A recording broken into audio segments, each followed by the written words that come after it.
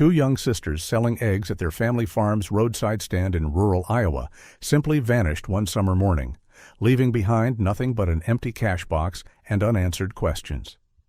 For months, their parents endured accusations and sleepless nights, never knowing if their daughters were dead or alive. But 3 years later, a hobbyist with a fishing magnet makes an unexpected catch in the local creek, something that would expose a truth so disturbing it would shatter an entire community's sense of safety forever. The morning sun cast long shadows across the vegetable garden as Grace Whitfield knelt between the rows of tomatoes, her worn gardening gloves already dirt-stained from an hour of pulling weeds. It was Tuesday, just past 9 o'clock, and the Iowa heat was already building, promising another scorching July day. She could hear the distant rumble of Garrett's tractor in the far field, the familiar sound that had become the soundtrack of their 23 years of marriage on this farm. Grace paused to wipe sweat from her forehead, leaving a streak of dirt across her skin, when she heard the crunch of gravel from their long driveway. Looking up, she saw Sheriff Daniels' cruiser approaching, followed by two unmarked vehicles she didn't recognize. Her stomach tightened instinctively. Police cars at a farm were rarely good news. She stood slowly, her knees protesting after kneeling for so long, and wiped her dirty hands on her faded jeans. Sheriff Daniels had been a family friend for years, attending the same church, buying eggs from their roadside stand when the girls ran it. But as he stepped out of his cruiser, his face bore an expression she'd never seen before, a mixture of professional grimness and personal sorrow. "Morning, Grace," he said quietly as he approached. Two people in suits emerged from the unmarked cars, a man and a woman, both carrying themselves with the rigid posture of law enforcement. "These are Detectives Morrison and Chen from the State Police. We need to speak with you. Is there somewhere private we can talk?" Grace's mouth went dry. "What's this about, Tom?" She used his first name, hoping to break through the official facade, but he merely gestured toward the house. "Please, Grace, inside would be best." She led them through the back door into the kitchen, her muddy boots leaving prints on the linoleum she'd mopped just yesterday. The detectives waited until she'd pulled out chairs around the worn oak table before introducing themselves properly. Detective Morrison, the older of the two with graying temples, took the lead. "Mrs. Whitfield, there's no easy way to say this," he began, pulling out a tablet from his briefcase. "This morning, a magnet fisher found something in Cedar Creek. It was an old milk can, and when he pulled it up—" He paused, glancing at Sheriff Daniels, who nodded slightly. "There were human remains inside. Small remains. We have reason to believe they may be your daughter Nora." The words hit Grace like a physical blow. Her legs gave out, and she grabbed the edge of the kitchen table for support, her knuckles white against the dark wood. "No," she whispered, then louder. "No, that's not possible. Nora's out there somewhere. She and Kora, they're just—" Detective Chen, younger with sympathetic eyes, turned the tablet toward Grace. "I'm sorry, but we need you to look at these photos. Can you identify this milk can?" Grace forced herself to look at the screen. The image showed a weathered metal milk can, rust-stained and covered in river muck, but the marking was still visible. "Farmhouse" in faded letters, with their farm's old logo, a simple drawing of a cow that Garrett's father had designed 40 years ago. "Oh, God," Grace breathed. We had dozens of those. Before we switched to the modern cooling tanks. We sold most of them at a farm auction, but kept some in the old barn. I don't know how many." Morrison swiped to the next photo. Grace caught a glimpse of something wrapped in blue tarp with yellow stripes before she had to look away, her stomach heaving. Small bones, so terribly small, and tattered fabric that might have been. "I can't," she gasped. "Please, I can't look at that." "The medical examiner will need to confirm through DNA," Chen said gently, closing the tablet. "But the remains are consistent with a child of Nora's age at the time of disappearance. The preservation in the sealed can means we should be able to make a positive identification." From outside came the sound of the tractor engine cutting off. Grace saw Garrett jumping down from the cab, having spotted the police cars. He was running toward the house, his work shirt flapping behind him.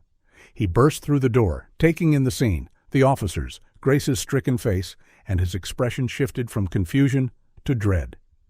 "What's happened?" he demanded. "Grace?" Sheriff Daniels stood up. "Garrett, you should sit down." "Tell me standing," Garrett said, but his voice wavered. The sheriff repeated the devastating news, each word seeming to age Garrett years. He sank into the chair next to Grace, reaching for her hand. "Where?" he asked hoarsely. "Where in Cedar Creek?" "Near the old railroad bridge," Morrison answered. "The can was wedged under some submerged logs. If not for the magnet fisher, it might never have been found." Detective Chen cleared her throat. "Mr. and Mrs. Whitfield, I know this is an incredibly difficult time, but we need to search your property. Specifically, we need to inventory any remaining milk cans and collect evidence." Garrett's head snapped up. "Evidence? What kind of evidence?" Morrison's face was professionally neutral. "The milk can came from your farm. That makes this property a potential crime scene. We need to determine if the crime occurred here." "You think we—" Grace couldn't finish the sentence. The implication was too horrific. "You think we killed our own daughter?" "We have to follow the evidence," Chen said. "I'm truly sorry, but we have a warrant." As if on cue, more vehicles began arriving. Crime scene technicians in white coveralls emerged with metal detectors, evidence bags, and cameras. Grace watched numbly as they spread across the property she and Garrett had worked so hard to maintain, treating their home like a crime scene. "I'm calling our lawyer," Garrett said, his voice steady despite the tremor in his hands. He pulled out his phone and dialed Sarah Thornton, the attorney who'd handled their farm's legal matters for years. Grace heard him explaining in clipped sentences, his voice breaking when he had to say, "Nora's remains." Within 20 minutes, Sarah's BMW was speeding up the driveway. She emerged in her courtroom suit, all business despite the rural setting. "Where's the warrant?" were her first words to the detectives. Morrison handed over the document. Sarah scanned it quickly, her expression darkening. "You're treating my clients as suspects in their own daughter's murder, based solely on a milk can that could have been stolen from their property years ago?" "Counselor, we have to investigate all possibilities," Morrison replied. "Your clients aren't under arrest. We're simply executing a lawful search warrant." "And if we refuse to answer questions?" "That's your right, but we'd prefer cooperation. 2 girls are still missing." "1 girl," Grace interrupted, her voice hollow. "1 girl is still missing. Kora, my baby. Kora is still out there somewhere. And now?" She couldn't continue. Sarah put a protective hand on Grace's shoulder. "My clients will cooperate fully with the search, but any questioning will be done with me present. And if you're planning to take them to the station—" "We'd like them to come voluntarily," Chen interjected, "to provide DNA samples for comparison, and to give formal statements about the milk cans and who might have had access to them." "Absolutely not," Sarah said firmly. "Not today. My clients just learned their daughter is dead. They need time to process this tragedy. Either arrest them with probable cause or leave them to grieve in peace." The detectives exchanged glances. Morrison nodded slowly. "We'll complete our search and be in touch, but we will need those statements soon." Grace watched the crime scene techs photographing their barn, their chicken coop, even the old root cellar. They were bagging soil samples, as if the earth itself might hold evidence of her daughter's fate. 3 years of not knowing, 3 years of hope against hope. And now this. Nora gone, found discarded in the creek like garbage, and the police treating them like suspects instead of grieving parents. "Tom," she said to Sheriff Daniels as he prepared to leave, "you've known us for 15 years. You know we would never—" "I know, Grace," he said quietly, pain evident in his eyes. "But I have to follow procedure. The state police are led on this. I'm just—" He trailed off, then placed a gentle hand on her shoulder. "I'm so sorry about Nora, about all of this." As the sheriff walked away, Grace saw their neighbor's truck slowing at the end of the driveway, Walter Brennan craning his neck to see what was happening. The police cars, the crime scene tape being strung around their barn. By evening, the whole county would know. Their private tragedy was about to become very public. The police had been gone for nearly an hour, leaving behind yellow tape fluttering around the barn and the ghost of their presence in tire tracks across the lawn. Grace sat on the porch's weathered wooden swing, her body folded in on itself, while Garrett stood rigid against the porch railing, staring out at their violated property. The evidence bags were gone, the photographer's flashes, just memory. But the weight of what had been revealed pressed down on them both. The rumble of Walter Brennan's old Ford truck broke through their shocked silence. Grace looked up to see their neighbor pulling into the driveway, his vehicle kicking up dust in the late afternoon heat. Walter had been their neighbor for over 20 years, his property line running along theirs for nearly a mile. He'd been a good friend through all those years, the kind of neighbor who'd show up to help during harvest without being asked, who'd check on their animals when they took their rare vacations. Walter's face was already etched with genuine concern as he climbed out of his truck. At 62, he moved with the careful gait of a man who'd spent his life doing physical labor, his joints reminding him of every fence post driven and hay bale lifted. As he climbed the porch steps, Grace could see the worry deepening the lines around his eyes. "Grace Garrett," he said, removing his John Deere cap. "I saw all the police cars from my east field. Must have been a dozen of them. What in God's name happened?" Grace tried to speak, but found her throat closed with emotion. Tears she'd been holding back since the police left suddenly spilled over. Garrett moved to her side, his hand on her shoulder, and answered for them both. "They found her, Walter. They found Nora." Walter's weathered face went white with shock. "Found her? Where? How?" "In Cedar Creek," Grace managed to say between sobs. "A magnet fisher pulled up an old milk can this morning. Our milk can. She was inside." Walter's legs seemed to give out, and he sat heavily in the wicker chair across from them, his hands gripping the armrests so tightly his knuckles went white. "Dear Lord," he whispered. "Oh, Grace. Garrett, I can't imagine what you're going through." He was quiet for a long moment, his gaze distant. When he spoke again, his voice was rough with emotion. "When I lost Daniel in that grain silo, it nearly killed me. But at least—" He paused, swallowing hard. "At least I got to bury my son. Got to say goodbye. You've spent 3 years not knowing what happened to your girls. And now this?" Grace noticed how Walter's hands trembled slightly as he spoke about Daniel. His son had been 24 when the accident happened 5 years ago, a young man just starting to take over more responsibility on the farm. The grain silo had malfunctioned, and Daniel had suffocated before anyone could reach him. She remembered attending the funeral, how Walter had stood alone at the grave after everyone else had left, his shoulders shaking with grief.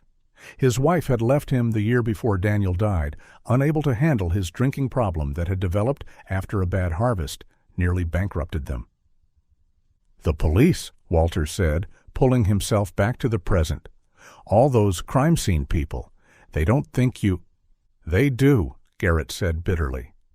"The milk can came from our farm, so we're suspects. They're treating us like we killed our own daughter." Walter's face flushed with indignation. "That's insane.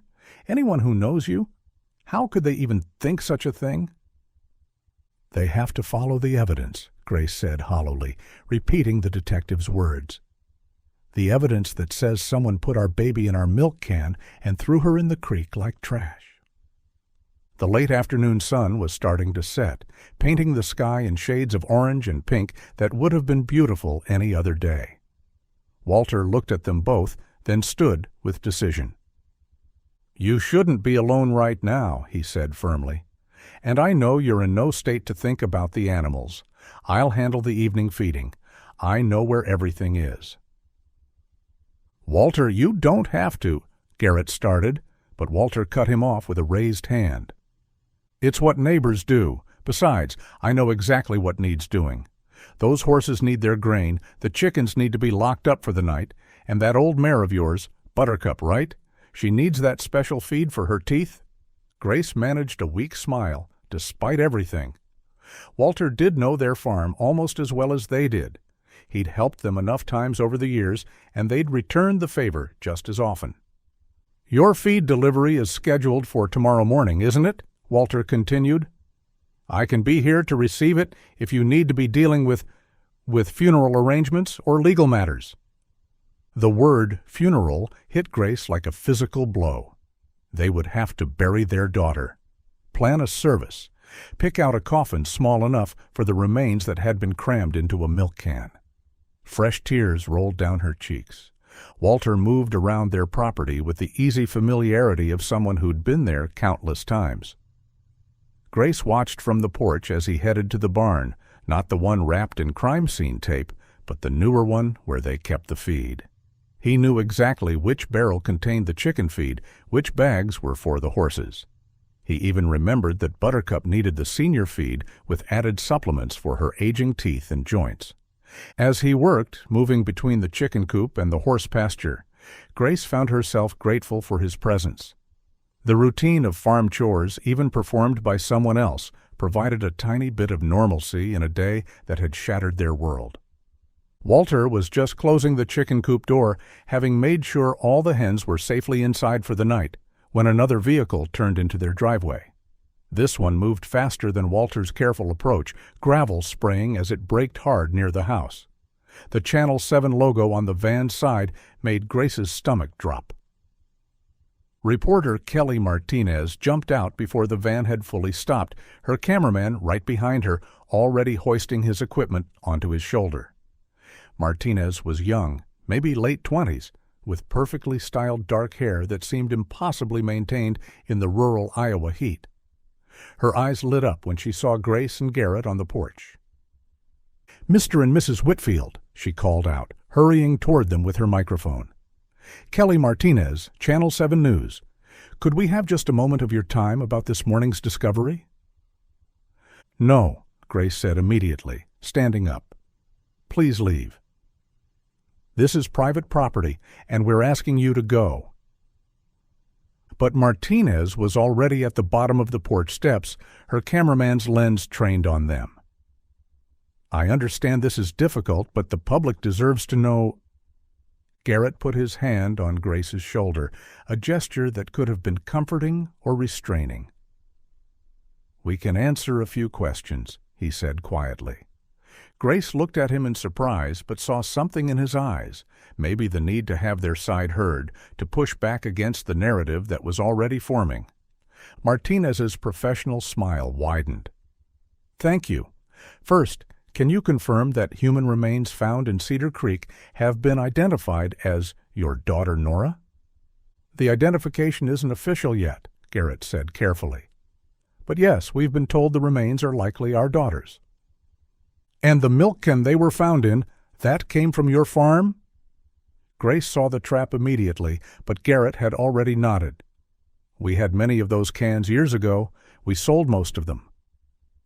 Martinez's expression shifted, becoming harder, more predatory. "Do you care to comment on the accusations that you murdered your own daughter?" The words hung in the air like poison. Grace felt her knees go weak again. "What accusations?" Garrett demanded. "Who's making accusations?" "Sources close to the investigation say you're being treated as suspects, that police searched your property for evidence." Martinez pressed closer. "Where are you hiding the second girl, Mr. Whitfield? Where is Kora?" "How dare you?" Grace gasped. "How dare you come here and—" "Is it true you took out a large life insurance policy on both girls just months before they disappeared?" Martinez continued relentlessly. "That you were having financial troubles with the farm?" "Get off our property," Garrett said, his voice dangerously low. Now. Martinez held her ground for another moment, the camera still rolling. "The public will draw their own conclusions from your refusal to answer," she said coolly, then finally gestured for her cameraman to lower his equipment. As the news van pulled away, Grace noticed Walter's truck had stopped at the end of their driveway. He'd been watching the entire encounter. After a moment, his truck slowly continued down the road, leaving them alone with the devastating realization that instead of being able to grieve their daughter's death in peace, they would now have to defend themselves against accusations of murder. By 7 o'clock, darkness was falling across the Iowa farmland, the last traces of orange sunset fading into deep purple. Grace and Garrett had spent the past hour in silence, each lost in their own grief, when Walter's truck rumbled back up their driveway. His headlights swept across the porch where they still sat, unable to move forward with any normal evening routine. Walter climbed out, his figure silhouetted against his truck's cab light. "I've already taken care of your chickens and horses," he called out as he approached.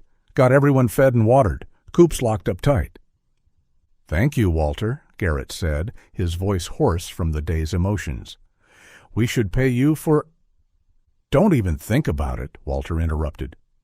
"Though I did notice your grain supply is running pretty low. The delivery tomorrow will help, but you'll need something for the morning feeding. I've got plenty in my barn. Why don't you come get a few sacks to tide you over?" Garrett started to rise. "I'll go with you." "No," Grace said suddenly, standing up. "I'll go." When Garrett looked at her with concern, she added, "I need to do something." "Anything. I can't just sit here anymore." "Grace, you should rest," Garrett protested. "Today has been—" "I know what today has been," she said sharply, then softened her tone. "Please, I need to keep my hands busy, or I'm going to fall apart completely." Garrett understood that need, the desperate desire to do something practical, something normal, when your world had been shattered. He nodded reluctantly. Grace climbed into Walter's truck, the familiar smell of feed dust and old leather somehow comforting. They drove the short distance to his property in silence, the truck's headlights cutting through the gathering darkness. Walter's barn loomed ahead, a massive structure that had stood for nearly a century, weathered but solid. Inside, a single overhead bulb cast harsh shadows across the packed dirt floor and equipment-lined walls. The barn smelled of hay and motor oil, the sense of a working farm. Walter led her to the feed storage area, pointing out several 50-pound sacks of grain. "This should get you through a couple days," he said, hefting the first sack. "Here, you get that end." Grace moved to help him, grateful for the physical task. They worked together to load the first sack into his truck bed, then returned for another. As Walter reached for the second bag, Grace's eyes wandered around the familiar space. That's when she saw it, a roll of blue work tarp tucked behind an old cultivator, the distinctive yellow stripes visible even in the dim light. The image from the detective's tablet crashed into her mind with violent clarity. The small form wrapped in that same blue tarp with yellow stripes, the way the plastic had degraded after years in water, but still held its terrible secret. Her baby, her Nora, wrapped and discarded like— The world tilted. Grace stumbled backward, her vision graying at the edges. She reached out blindly for support, but misjudged the distance, her head connecting hard with a low wooden beam. Pain exploded across her forehead, and she felt herself falling. "Grace!" Walter dropped the grain sack and rushed to her, catching her before she hit the ground. "What happened? Are you all right?" She touched her forehead, and her fingers came away sticky with blood. A small cut, but head wounds always bled freely. "The tarp," she managed to say, pointing with a shaking hand. "It's the same in the photos, wrapped around." Understanding dawned on Walter's face. He looked stricken as he helped her to an overturned bucket to sit on. "Oh God, Grace, I'm sorry. I didn't think— Here, let me get that out of sight." He quickly moved to the tarp, rolling it up tighter and shoving it behind other equipment where it couldn't be seen. When he returned, he had an old but clean rag in his hand, which he pressed gently to her forehead. "I'm so sorry you had to see that," he said, his voice full of genuine remorse.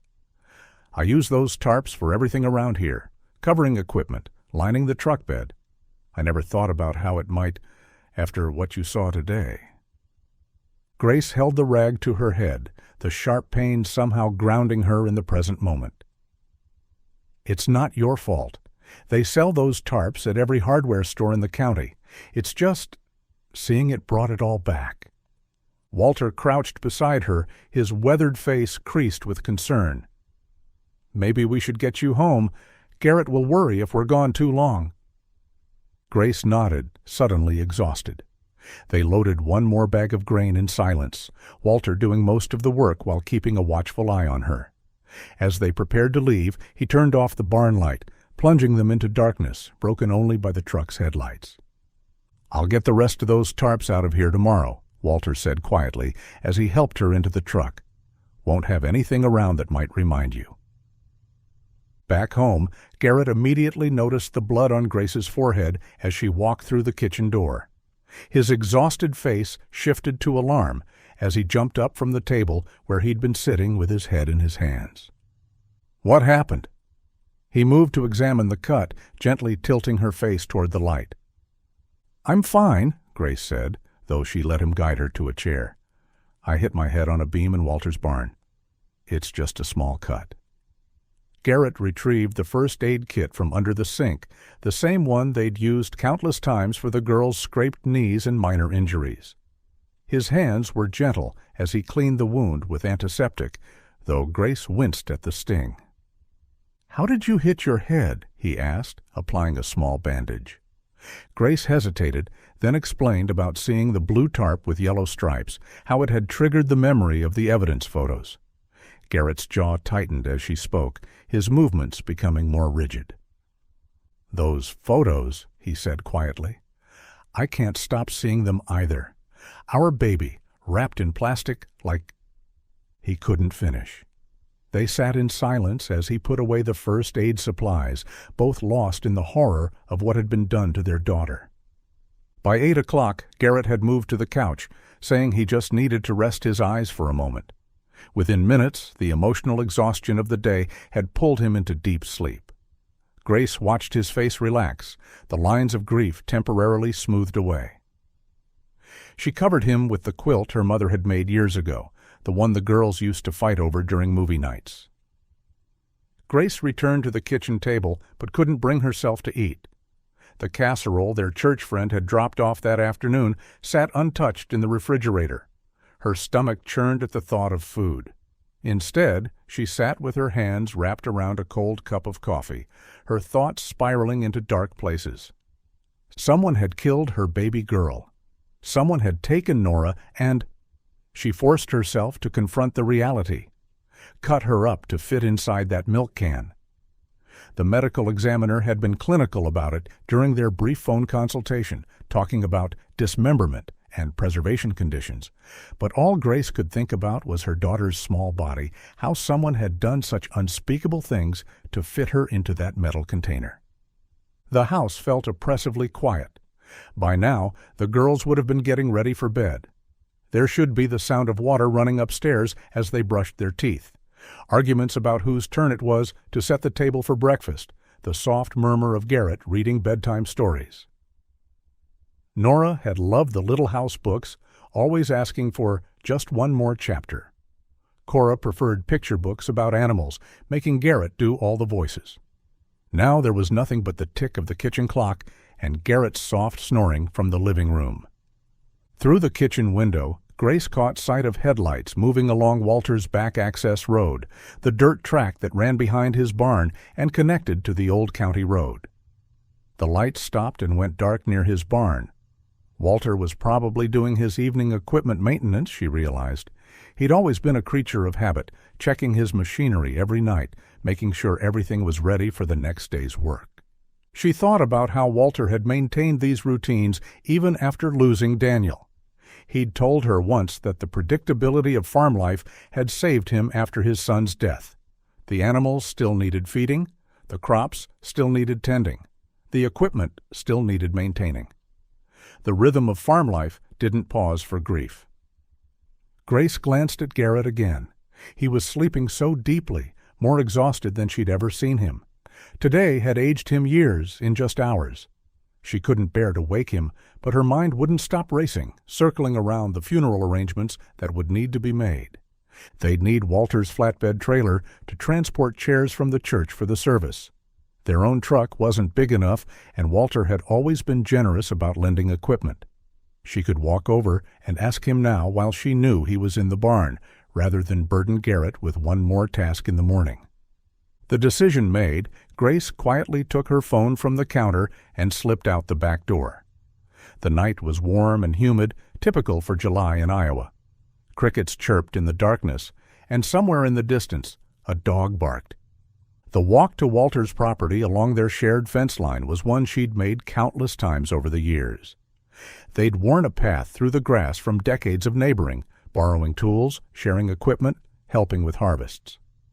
Tonight, she used her phone's flashlight to navigate, the bright LED beam cutting through the darkness. As she walked, Grace tried not to think about how Nora and Kora had loved to visit Uncle Walter, always excited to see his barn cats and the old plow horse he kept more as a pet than for work. They'd felt safe on his property, just as safe as at home. The barn loomed ahead, a thin line of light visible under the main door. Grace could hear the faint sound of metal on metal. Walter working on something, keeping his hands busy just as she needed to keep hers busy. 10 minutes after leaving her house, she reached for the barn door handle. Grace pushed open the barn door, the hinges creaking softly in the night air.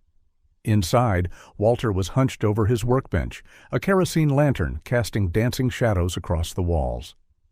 Tools were spread before him as he worked on what looked like a carburetor. The smell of machine oil and old hay filled the space. At the sound of the door, Walter looked up startled, the wrench in his hand clattering to the concrete floor. His eyes were wide with shock, clearly not expecting anyone at this hour. "Grace?" He straightened quickly, wiping his hands on his coveralls. "What are you doing here? Is everything all right?" "I'm sorry," Grace said, suddenly feeling foolish for the late visit. "I saw your lights on and thought, am I disturbing you?" No, of course not," Walter said, though he seemed to be composing himself, his initial shock fading into his usual neighborly demeanor. He picked up the fallen wrench and set it carefully on the bench. "Just doing some maintenance. Can't sleep sometimes, so I come out here and work. Keeps the hands busy, you know." He stepped closer, and in the lantern light, she could see genuine concern etched across his weathered features. "Is everything all right? Is Garrett okay?" "He's sleeping," Grace said. Finally, the exhaustion just hit him all at once. "And you? How's your head?" He gestured to the bandage on her forehead. "It's fine. Just a small cut." Grace took a breath, pushing forward with why she'd come. "Walter, I need to ask a favor. For the funeral, we'll need to transport chairs from the church, and our truck isn't big enough. Could we borrow your flatbed trailer?" "Of course," Walter said immediately, his voice full of sympathy. "Of course you can have it, for as long as you need." He moved toward the corner of the barn where equipment was stored. "Let me show you where I keep everything, the hitch, the tie-down straps, the safety chains." Grace followed him, grateful for his easy agreement. Walter pulled back a tarp covering the trailer hitch and began explaining the setup. "She'll hold about 40 chairs if you stack them right," he was saying, demonstrating how the ball hitch worked. "The wiring harness for the lights is right here. Sometimes it's finicky, so you might need to jiggle it. And these straps here, they're rated for—" Grace's attention drifted as Walter talked. Her eyes wandered around the familiar barn, taking in the organized chaos of a working farm. That's when she noticed his denim jacket thrown carelessly over a hay bale near the workbench. The jacket's pockets were turned partially out, personal items spilling onto the hay. His wallet, a ring of keys, some crumpled receipts. and a folded piece of paper, partially open. Even from several feet away, Grace could see it was a child's drawing. The bright crayon colors stood out against the white paper. Without thinking, she stepped closer, drawn by something she couldn't name. The drawing showed two stick figures, a small girl with long brown hair labeled Kora in careful childish letters, standing next to a tall man labeled Daddy. The girl wore a blue dress with flowers, and she was holding the man's hand. There were hearts drawn around them and a sun with a smiley face in the corner. Grace's blood turned to ice. The girl in the drawing looked exactly like Kora would at 11 years old. The same long brown hair, the same way of drawing faces that Kora had developed in her art classes. Even the handwriting. The safety rating on these straps is important. Walter was still talking behind her, oblivious. You don't want chairs flying off on the highway? Grace forced herself to look away from the drawing, her heart hammering so hard she was sure Walter must hear it. She managed to turn back to him, her face carefully neutral despite the terror coursing through her veins. "Thank you," she said, surprised her voice sounded normal. "This is really helpful. I should get back before Garrett wakes up and worries." She started toward the door, every instinct screaming at her to run. But as she moved, Walter's expression changed. His friendly neighbor mask slipped, replaced by something cold and calculating. "Grace," he said quietly. She was 3 steps from the door when Walter moved, faster than she would have thought possible for a man his age. He stepped between her and the exit, and suddenly there was a shotgun in his hands. She hadn't seen where it came from, but now its barrel was pointed at her chest. "You saw Clara's drawing," Walter said, his voice eerily calm. "I saw you looking at it." "Walter, don't lie to me, Grace." His tone was almost conversational, as if they were discussing the weather. "You know now? I can see it in your eyes." Grace's mind raced, trying to process the impossible. "Kora? You have Kora?" Walter's face twisted with something that might have been regret. "I tried so hard to spare you from more pain. 3 years, Grace. 3 years I've kept this secret, watching you and Garrett suffer, wanting to tell you, but knowing it would only hurt you more. And now you just had to come here tonight." "Where is she?" Grace's voice cracked. "Where's my daughter?" "Walk," Walter commanded, gesturing with the shotgun toward the back of the barn. "Deeper inside. Move." Grace had no choice. She walked slowly, her legs shaking, as Walter followed with the gun trained on her back. "She calls me Daddy now," Walter said, his voice taking on a dreamy quality. "Took a while, but children adapt. They forget. She's happy, Grace. I want you to know that. She's been happy." "And Nora?" Grace could barely get the words out. Walter's expression darkened. "She got sick 2 years ago. Pneumonia, I think. I tried everything, antibiotics from the vet supply, fever reducers, even some old remedies my grandmother used, but she kept getting worse." Grace felt her knees buckle, but Walter prodded her with the gun barrel to keep moving. "I couldn't take her to a doctor," he continued, his voice matter of fact. "You understand that, right? They would have taken Kora away too. So I did what I could, but she was so small, so fragile.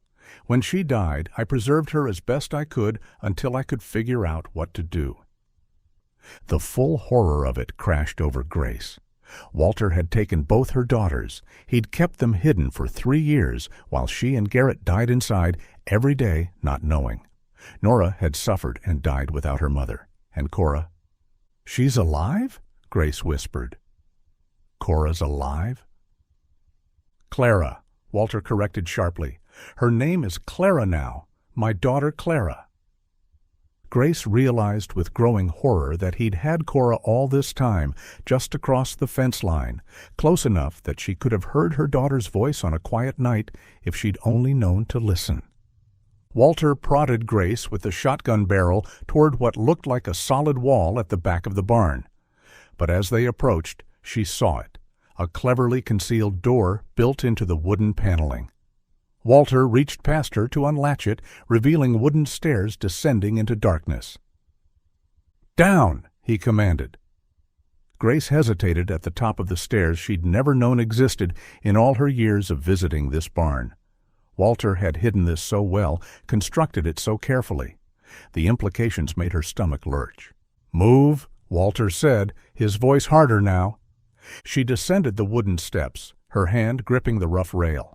The temperature dropped as they went deeper, and she realized they were going beneath the old feed storage area. The smell hit her then. Manure, thick and overwhelming.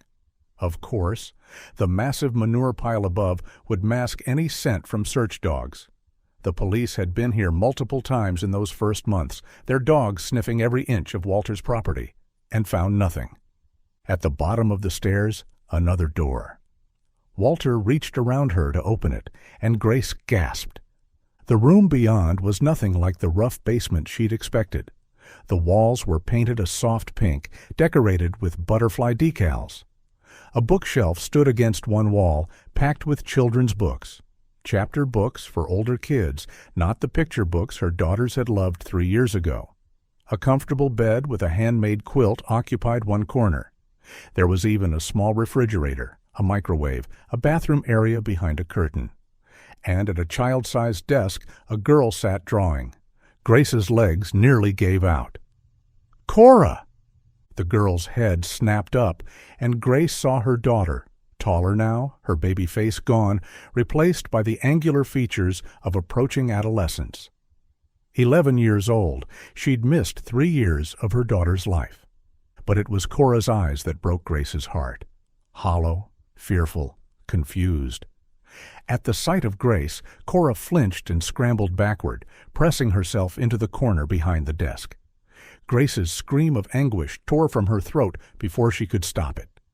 "Kora, baby, it's Mommy." "Calm down," Walter snapped, nervousness creeping into his voice. He kept the shotgun trained on Grace as she instinctively moved toward her daughter. "Stay where you are. You're scaring her." "Who is she?" Kora whispered, her voice directed at Walter, not Grace. "Daddy, who is she?" The word Daddy was a knife in Grace's heart. Her daughter was looking at Walter with trust, with dependence, while staring at her own mother like a stranger. "I've kept her safe," Walter said, his voice taking on a defensive tone. "Look at this room. Look how well I've cared for her. She's been educated. I've homeschooled her myself. She can read at a high school level. She knows math, science, history. She's been my daughter Clara these 3 years, and she's been happy." "Kora!" Grace sobbed, ignoring Walter's gun to take another step toward her daughter. "Kora, sweetie, it's me. It's Mommy. Please, baby, look at me." Kora pressed further into the corner, her eyes wide with fear. "My name is Clara," she said in a small voice. "I don't know you." Walter stepped partially between them, the gun never wavering. "This is the woman from the accident, Clara. Remember I told you about the accident? This is the woman who hurt your sister Nora." "No!" Grace cried out in horror. "No, Kora, that's not true. He's lying to you." "You're scaring her," Walter said coldly. "Clara, remember what I taught you about strangers?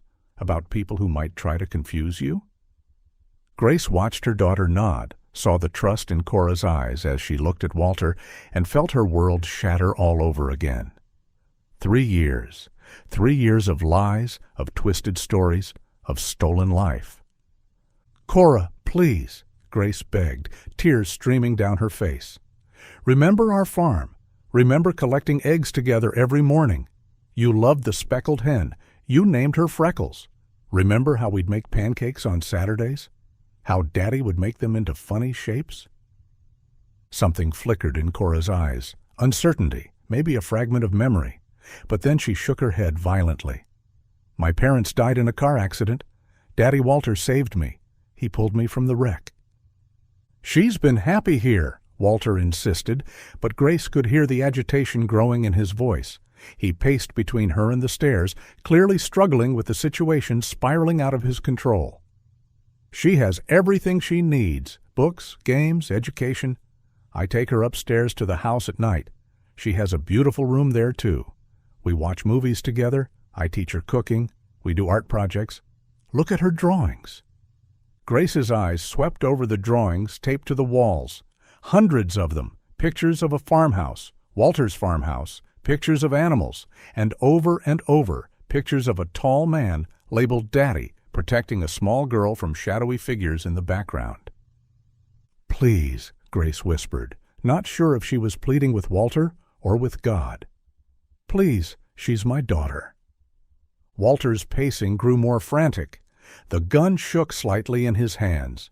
Grace could only pray that Garrett would wake up, would realize she'd been gone too long, would come looking. But even if he did, would he know to look here, in this hidden room that had concealed her daughter for 3 years? "Daddy?" Kora's voice was small, uncertain. "What's happening? Why is she crying?" Walter's face twisted. The careful fantasy he'd built was crumbling, and Grace could see he knew it. The sound of footsteps above them made Grace's heart leap. Heavy boots on the barn floor, and then, "Walter, you in here? Have you seen Grace?" Garrett's voice. He'd woken up, realized she was gone. "Come looking." Grace opened her mouth to scream a warning, but Walter moved with shocking speed. The shotgun barrel pressed hard against her ribs, and his breath was hot against her ear. "Not a sound," he whispered. "You make any noise, try to warn him, try to come up, and I'll have to shoot you both. The girl doesn't need to see that." Grace's eyes darted to Kora, still huddled in the corner, watching with wide, frightened eyes. Walter was right. Whatever happened, she couldn't let her daughter witness more violence. "Stay put," Walter commanded. "Both of you, don't move." He backed toward the stairs, keeping the gun trained on Grace until the last moment. Then he was climbing up, pulling the hidden door closed above him. Grace heard the latch click into place. "Walter?" Garrett's voice came again, muffled now through the floor. "Your truck's here." Grace said she was coming to ask about the trailer. "Coming," Walter called out, his voice impossibly casual. Grace heard his footsteps moving across the barn floor above. "Yeah, she was here earlier, asked about the trailer for the funeral. I showed her where everything was, then she headed back. Must have just missed her." "She's not at home," Garrett said, and Grace could hear the worry in his voice. "It's been over half an hour." "Probably took the long way back," Walter suggested. "You know how it is. Sometimes you need to walk to clear your head. Hell of a day you folks have had." Grace looked at her daughter, at Kora, who was watching her with terrified confusion. This might be their only chance. If Walter convinced Garrett to leave, if he came back down here with that gun? She thought of Nora, of how her baby had died sick and afraid in this man's captivity. She thought of 3 years of not knowing, of the police treating them like suspects while their daughter was right here, just across the fence line. Gathering every ounce of courage she had, Grace raced for the stairs. Her hands hit the door hard, fumbling for the latch. Found it, burst through. "Garrett, he has Kora!" she screamed. "He has our baby!" The scene in the barn erupted into chaos. Walter spun around from where he'd been leading Garrett toward the door, his face contorted with rage and desperation. The shotgun, he'd propped it against the barn wall while talking to Garrett, trying to appear normal. Walter lunged for the weapon. Grace threw herself forward, knowing she had to reach it first, or they were all dead. Her hands closed on the barrel just as Walter grabbed the stock. They struggled violently, the gun between them. Walter was stronger, years of farm work giving him an advantage. The barrel swung wildly as Grace fought to keep him from gaining control. "Grace!" Garrett's shocked voice, still processing what she'd screamed. "What?" "He has Kora!" Grace gasped out between struggles. "Downstairs." "Hidden room?" Understanding crashed over Garrett's face. He didn't hesitate, didn't question. He launched himself at Walter from the side, all 3 of them now tangled in a desperate fight for the weapon. The gun swung between them, Walter's finger dangerously close to the trigger. Grace felt her grip slipping, Walter's superior strength slowly overwhelming her. Garrett had his hands on the stock now, too, 4 hands fighting for control of one weapon. A moment of clarity hit Grace. She couldn't win this fight, but she could make sure someone survived to save Kora. She let go. The sudden release sent Walter stumbling backward, with Garrett still grappling him. Grace didn't wait to see what happened. She ran, out of the barn, into the night, her legs pumping as fast as they could carry her. Behind her, she could hear the men crashing into equipment, grunting with effort, the clatter of tools being knocked over in their struggle. The house? She had to reach the house. Call for help. Her lungs burned as she sprinted along the fence line. Behind her, a cry of pain. She couldn't tell whose. The house lights beckoned ahead. She crashed through the back door, lungs heaving, hands shaking so badly she could barely dial. 911, what's your emergency? This is Grace Whitfield, 4782 County Road 12, she screamed into the phone. Walter Brennan has my daughter. He's had her for 3 years. My husband's fighting him. He has a gun. Please send help. Ma'am, slow down. You said someone has your daughter? He kidnapped her 3 years ago. She's in a hidden room under his barn. Please, they're fighting. He has a shotgun. Officers are on the way, ma'am. Stay on the line. Grace dropped the phone. Garrett's backup pistol, he kept it in the kitchen drawer. Her hands closed around the familiar grip. She'd only fired it once, years ago, when Garrett insisted on teaching her, but it was loaded and ready. She ran back out into the night, the weapon heavy in her hands. Already she could hear sirens in the distance. Rural Iowa or not, a kidnapping in progress brought everyone. By the time she reached Walter's barn, red and blue lights were painting the sky. Police cars skidded into the yard, officers jumping out with weapons drawn. An ambulance followed, then more cars, state police, sheriff's department, even unmarked vehicles. Grace burst into the barn to find Garrett standing over Walter, who was writhing on the ground. Blood seeped between Walter's fingers where he clutched his leg. The shotgun lay several feet away. In the struggle, it had discharged. Garrett! Grace ran to him, checking frantically for injuries. Are you hurt? I'm okay, he panted. Gun went off when we were fighting, hit him in the leg. Grace, did you say, is Kora really? Down here, Grace called to the SWAT officers now swarming the property. There's a hidden door. My daughter's down there. She didn't wait for them to secure the scene. While EMTs rushed to treat Walter, keeping him restrained even as they worked, Grace ran back to the hidden door. She yanked it open and flew down the stairs. Kora was exactly where she'd left her, pressed into the corner, tears streaming down her face. Daddy Walter? She was crying. I want Daddy Walter. Grace's heart shattered all over again, but she pushed through the pain.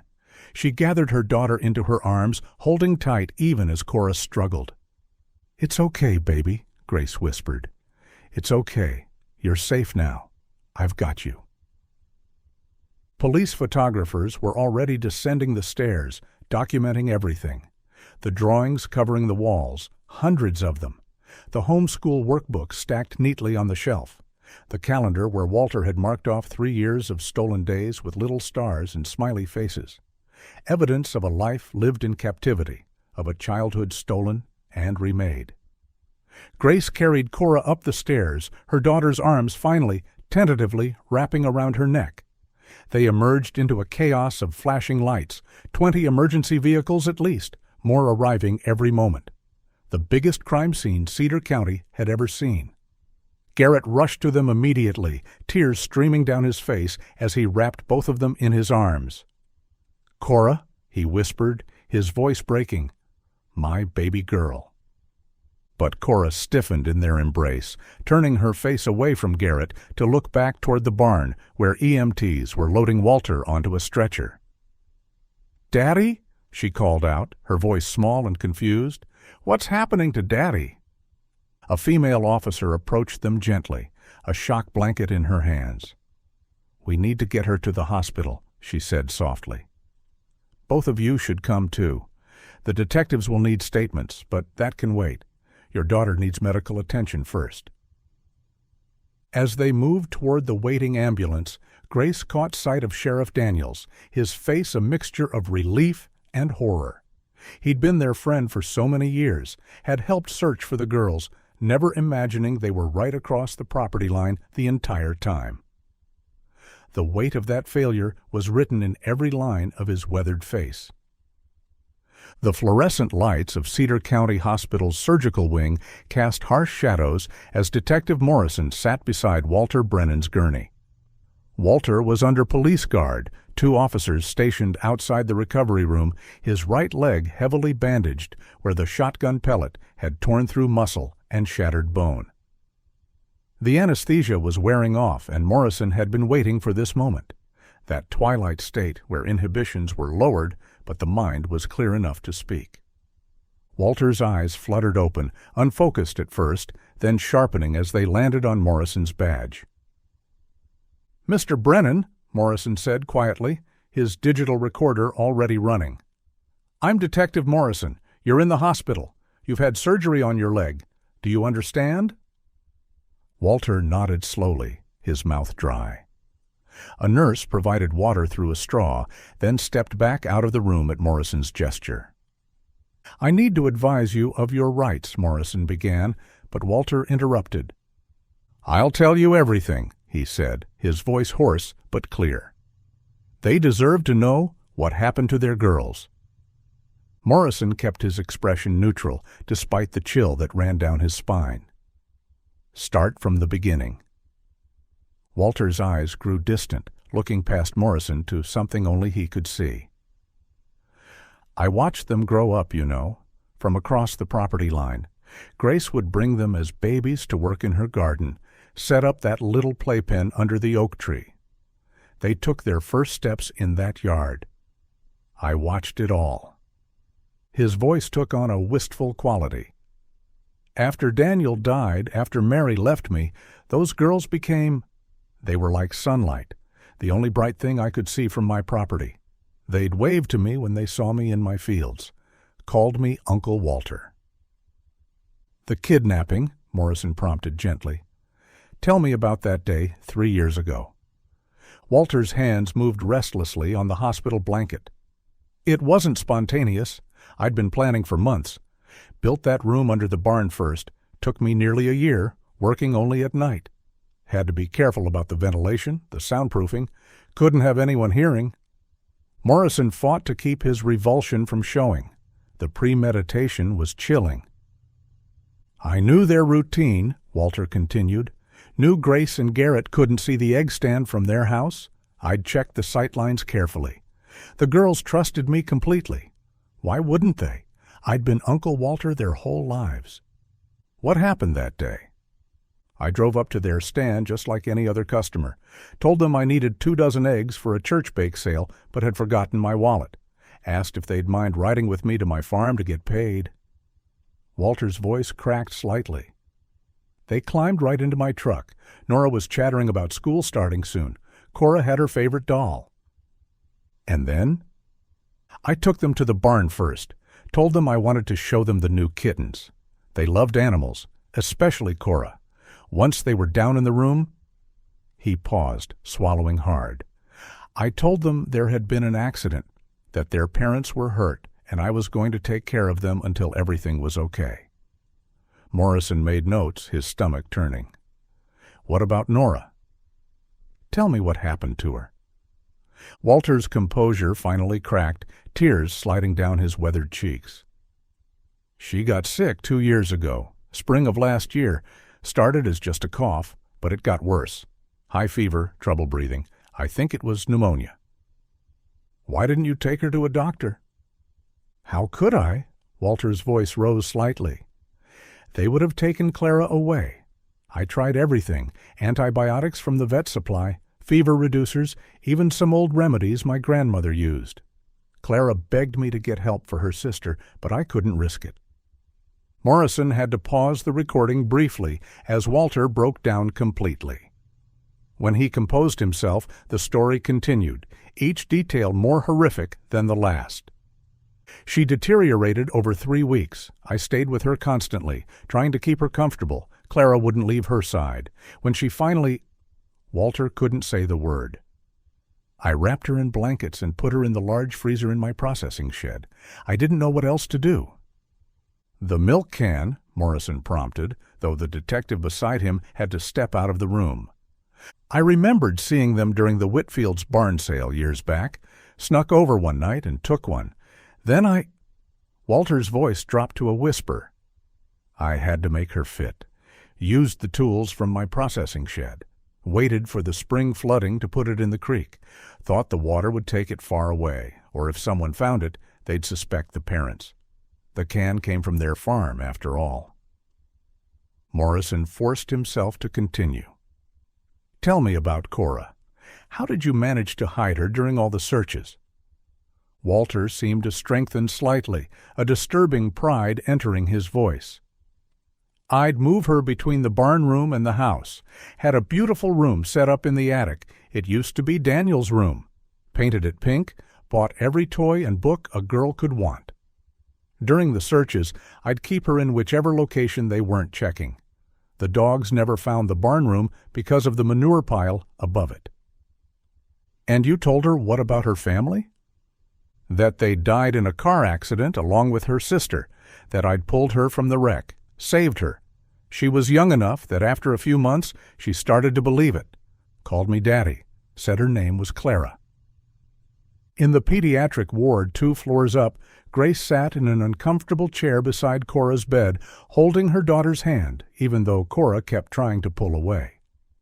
Child psychologist Dr. Elena Marsh was gently working with the girl, who clutched a worn teddy bear, one of many toys Walter had provided.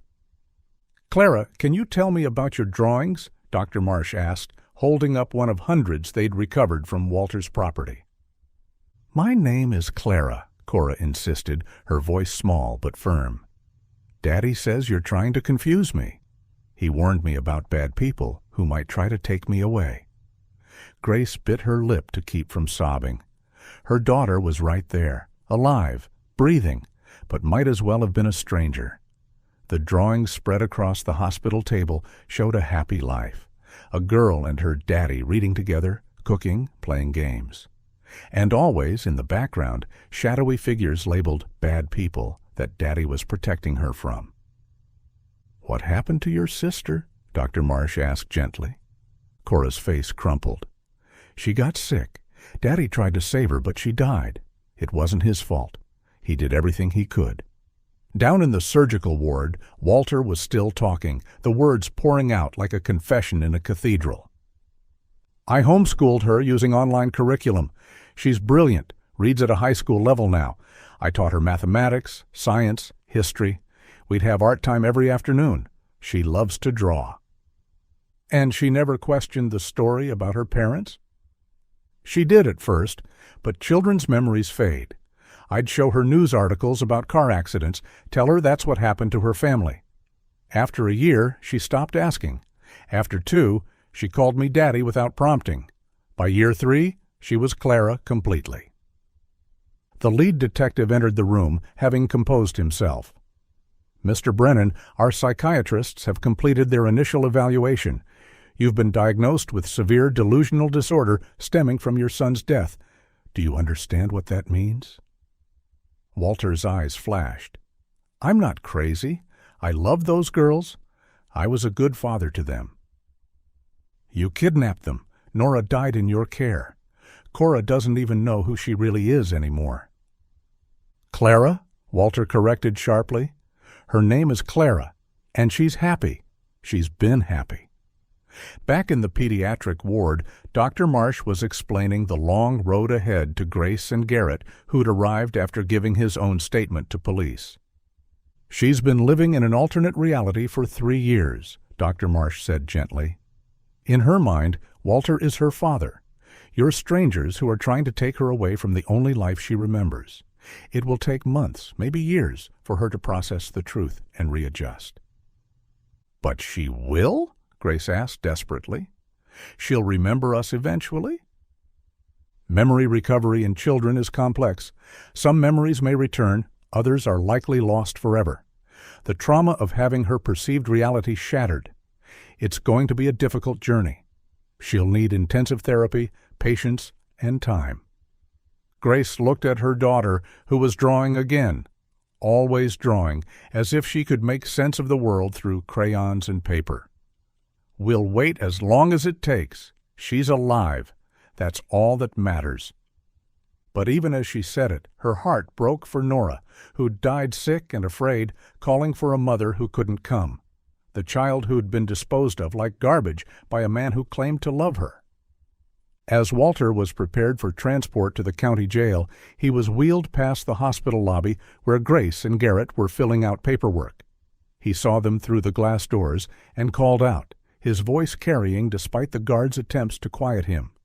"I loved them both," he shouted. "I was a good father to them. Tell Clara I love her.